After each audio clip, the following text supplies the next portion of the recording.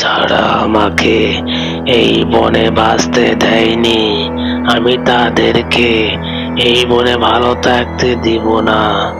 সবাইকে আমি খুঁজে খুঁজে বের করে খাবো, কাউকেই ভালো থাকতে দিব না। তখন এই রাক্ষস গরুটা সে একটা ভালো গরুর রূপ নেয়।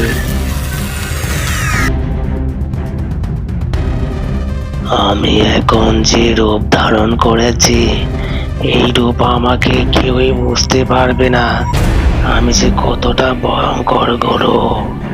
যাই এখন খুঁজে খুঁজে আমি সবাইকে খাবো, সবাইকে। এই বনে আমি কাউকে ভালো থাকতে দেব না।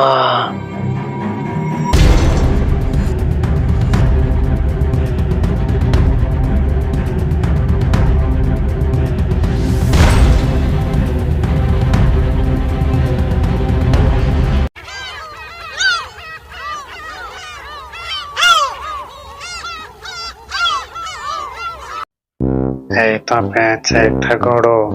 এটাকে যদি আমি শিকার করে 4-5 দিন আর আমার কোনো শিকার করতে হবে না। বাঘ মামা, তুমি আমাকে রাস্তা আটকেছো কেন? আমাকে এখান থেকে যেতে দাও। আমি কি রাস্তা আটকেছি তোকে যাওয়ার জন্য? এখন আমি তোকে শিকার করব, শিকার করে আমার গুহায় নিয়ে যাব। তোকে শিকার করলে 4-5 দিন আর শিকার করতে হবে না। বাঘ মামা, তুমি আমাকে এখান থেকে যেতে দাও, তোমাকে আমি অনুরোধ করছি। কি, বাঘের কাছে অনুরোধ? এটা কি করে হয়? বাঘ তো দেখলে খায়, আর তুই হচ্ছিস খুবই বোকা, বাঘের কাছে অনুরোধ করছিস। এখন আমার তুই পেটে যা, গরুর মাংস খুব যে সুস্বাদু। এ, তুই আমাকে খাবি? তাহলে তুই আমার আসল রূপ দেখ।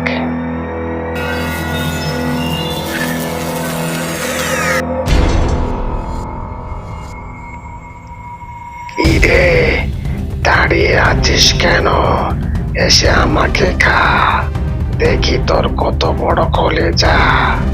ওরে বাবা রে, এই তো দেখছি একটা রাক্ষস গরু। এখন তো মনে হয় আমার আর রক্ষা নেই, এখান থেকে জলদি পালাই, না হয়তো আমাকেই খাবে এখন।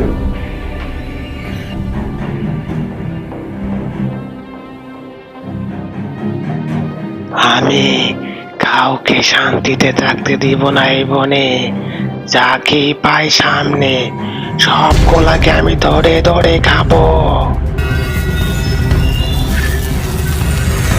তারপর গরু তখন রাক্ষসের রূপ পাল্টে সে আবারও একটি ভালো গরুর রূপ ধরে।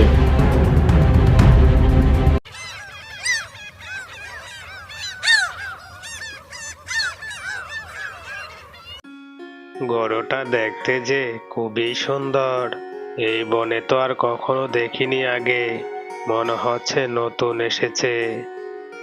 গরু ভাইয়া, তুমি কি বনে নতুন এসেছো? এর আগে তো তোমাকে দেখিনি কখনো। হ্যাঁ, তুমি ঠিক ধরতে পেরেছ, আমি এই বনে নতুন, আজই এসেছি, তোমার সাথেই এসে দেখা হলো। খুবই ভালো হয়েছে তুমি এসেছো। এই বনে আমি একাই থাকি, কিন্তু এই বনে আর একটা দুষ্ট শিয়াল আছে, তার কাছ থেকে আমার লুকায় লুকায় থাকতে হয়। তুমি যেহেতু এসেছো, আমার আরো সাহস হয়েছে। দুজনে মিলেই ওই জীবজন্তুর হাত থেকে আমাদের রক্ষা করা যাবে। আমার আসল রূপ যদি দেখে, তাহলে খাবে দূরের কথা, আশেপাশেও থাকবে না।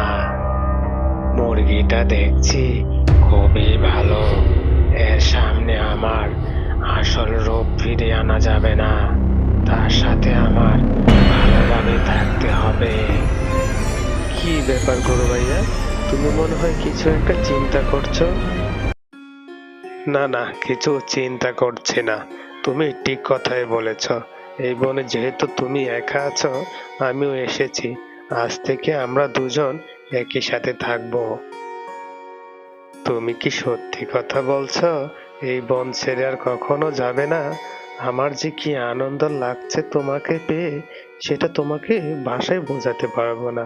চলো, আমার একটা ছোট্ট থাকার ঘর আছে। ও আচ্ছা, তাহলে তুমি এই বনে ঘরও তৈরি করেছো? হ্যাঁ, ছোট্ট একটা ঘর তৈরি করেছি এই শিয়ালের হাত থেকে রক্ষা পাওয়ার জন্য। গাছের নিচে থাকলে কখন এসে যে শিয়াল ধরে নিয়ে যায়, তাই ঘরটা তৈরি করেছি। তাহলে তো খুবই ভালো হয়েছে।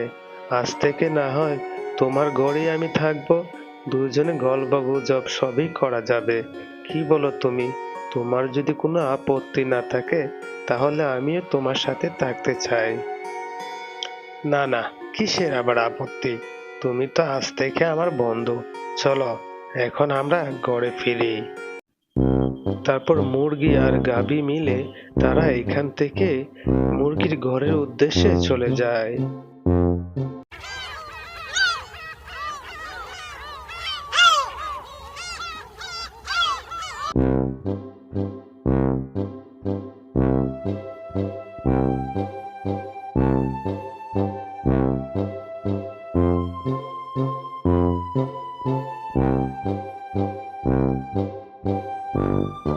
এটা তো মনে হচ্ছে মুরগির বাড়ি, যেটাকে আমি কিছুদিন ধরে খুঁজছি। তুমি তাহলে এইখানে ঘর করেছ? ঠিক আছে, আমিও দেখবো তোমাকে। কখন বের হও? বের হলেই তোমাকে আমি কাঁচা চিবিয়ে খাবো। তোমাকে কাঁচা চিবিয়ে খাওয়ার অনেক দিনের সাধনা আমার।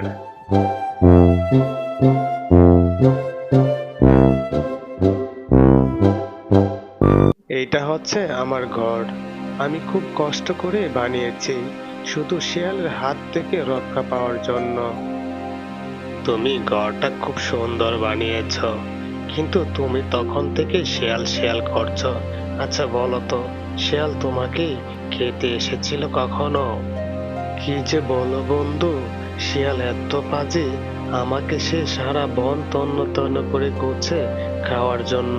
সে যদি খোঁজ পায় এখানে আমি আছি, তাহলে সে এখানে চলে আসবে। আর আমাকে তো কয়েকবারই খেতে চেয়েছিল। দৌড়ে পালিয়ে কোনো মতন তার হাত থেকে রক্ষা পেয়েছি।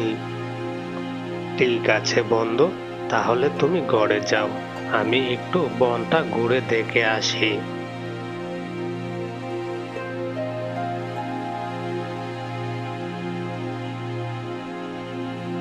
তাহলে এইটাই সেই বাজ শিয়াল, যে মুরগিকে খাওয়ার জন্য সে তন্ন তন্ন করে বনে খুঁজে বেড়াচ্ছে। কি শিয়াল ভাই, তুমি কোথায় যাচ্ছ? মনে হচ্ছে কোথাও যাচ্ছ তুমি। হ্যাঁ, আমি যাচ্ছি। আজ একটা মুরগি খাবো বলে বাড়ি থেকে একটু তাড়াতাড়ি বের হয়েছি। ও আচ্ছা, তুমি মুরগি খাবে আজ, তাই একটু সকাল সকাল বাড়ি থেকে বের হয়েছ? হ্যাঁ, তুমি ঠিক ধরতে পেরেছ। আমি আজ মুরগি খাবো। আপনি আজ মুরগি খাবেন? মুরগি খাওয়ার আগে আপনি আমার পেটে যান। এসব কথা বলে গরু সে তার রাক্ষসী রূপ ধারণ করলো। রাক্ষস গরু তার লম্বা জিহ্বা দিয়ে শিয়ালটাকে খেয়ে ফেললো। কে এখান থেকে ভালো গরুর রূপ ধরে চলে যায়।